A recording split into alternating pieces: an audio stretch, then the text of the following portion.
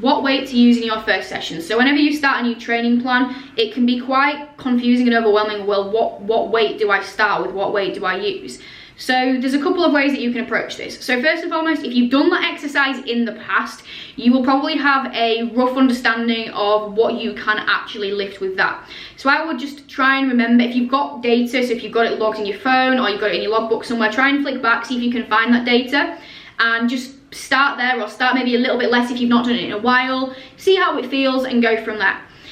What I would do is, if it's a completely new exercise, you've never done it before, is think realistically, what could I do? And I would always just literally start on probably one of the lightest weights, do a couple of reps and see how it feels. Now you'll actually get a gauge from that as to, well, that's freaking ridiculously easy, or actually that's starting, I can already feel that already. Obviously it depends which exercise it is and which muscle groups it is. What I would then do is just take an educated guess and stick a little bit more on. And it's kind of like the Goldilocks approach.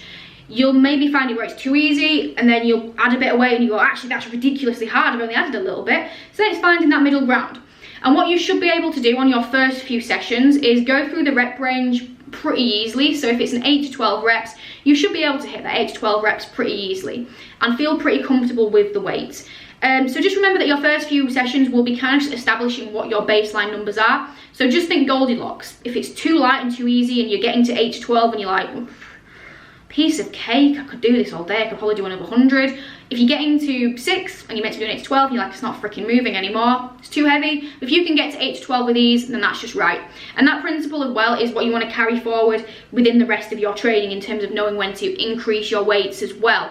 Always think Goldilocks. So just right should be that your last few reps should be pretty challenging. You should be making some facials, and it should be starting to feel really, really tough and burn, or start to feel really heavy.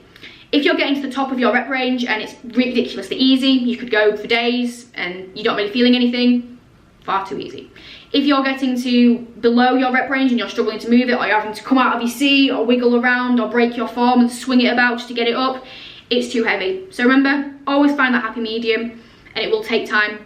You know, like Goldilocks did, she had to get it, you know, too hot, too cold, and then just right, too heavy, you know, too soft, too hard with the beds.